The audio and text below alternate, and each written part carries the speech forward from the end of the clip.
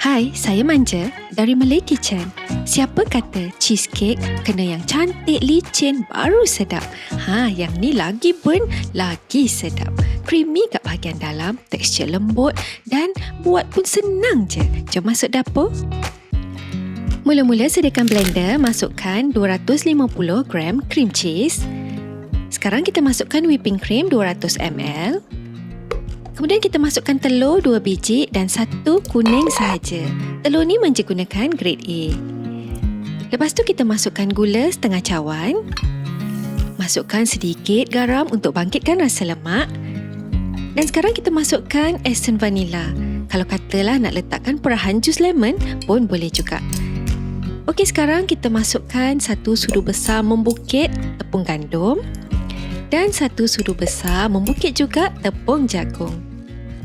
Okey, itu sahaja bahan-bahannya. Sekarang jom kita kisar sampai halus. Alright, dah siap kisar halus, nampak adunan cantik gebu. Kita akan terus tuangkan dalam loyang.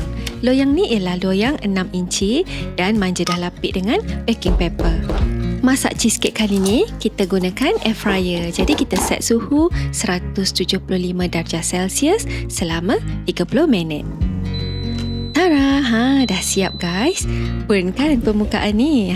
Tapi dalam dia cantik, kuning lembut warnanya. Nak tahu nanti kita potong, kita boleh tengok.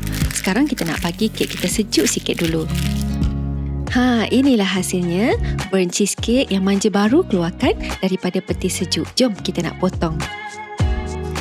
Walaupun burn cheesecake ni dia tak berongga, tapi teksturnya memang sangat lembut. Untuk penggemar cheesecake memang happy sangatlah dapat cheesecake sepotong macam ni. Jemput makan.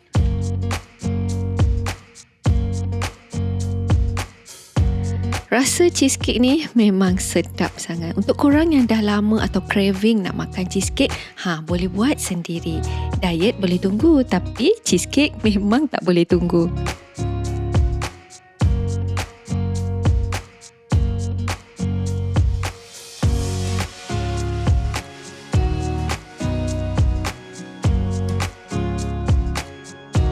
Korang boleh juga hiaskan permukaan atas cheesecake ni dengan coklat ataupun buah-buahan segar dan lain-lain.